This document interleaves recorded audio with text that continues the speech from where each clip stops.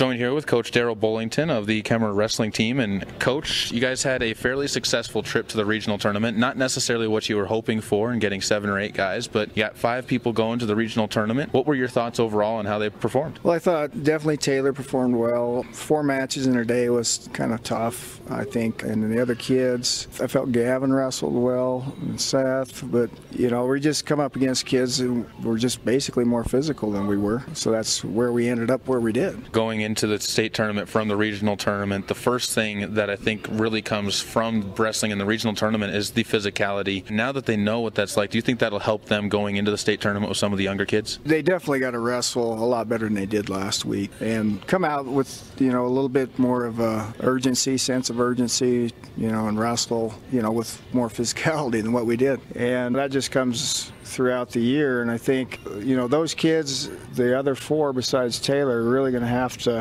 put it all together this week to be competitive. So let's start looking at those wrestlers individually, starting with Taylor. Obviously he's been a name that people have known about on this team throughout the entire season, won the regional tournament. Realistically, what are your expectations for him? And this time it wouldn't be a bad thing in necessarily saying that he could win state. Yeah, that's been Taylor's goal all year, is to win state, and it's definitely in the cards. He's got to wrestle well. The kid we beat in the finals was by 2 points, but it's not going to be a gimme. He's going to have to go out and earn it. After him, Seth Messick is the only senior making the state tournament. First year wrestling, first time making the state tournament for him. What are your expectations for him? He's kind of had a bad draw, but he could wrestle back through. He's going to run into some pretty stiff competition right away. But it's just trying to get him to just go out and wrestle and have fun. It's going to be a little difficult for him because he's never quite been in that setting before. So I think Seth will do all right. He's a pretty smart kid. Looking on, Gavin Julander, it's his 2nd time at the state tournament. What are your expectations for him this year? Gavin's goal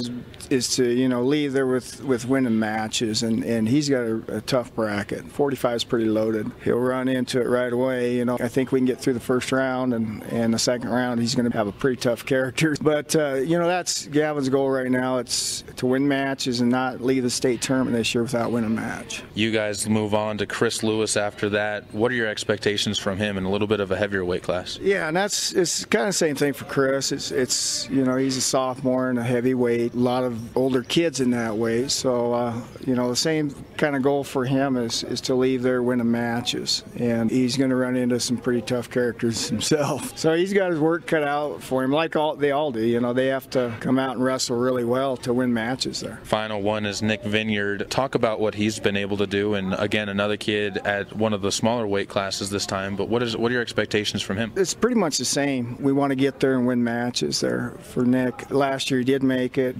I don't think he won a match last year, but that's his first goal. Once you get past, there's not a lot of kids in that weight class. There's some buys, but there's some tough kids there. And same thing, he's got to just come out and be ready to wrestle. For a lot of these younger kids, getting to the tournament for the first and second time is a big deal. How important is it to have this first state wrestling tournament under their belt, or in some cases for the sophomores, their second state tournament under their belts going into their upperclassmen years? It's important just from the fact that they know what to expect. They kind of got the formality of everything and can get ready to go. And that's basically it. It's just a lot more people, a lot more excitement, and that's always a good thing to have under your belt, especially your junior and senior year. Coach, thank you so much again for the time. Good luck to the kids here at the state tournament this weekend. I know we'll be looking at my phone for text updates from Cody on how exactly they finish out, and looking forward to talking to you next week about how they finish up. Yeah, and that should be on track too. So, but yeah, appreciate it.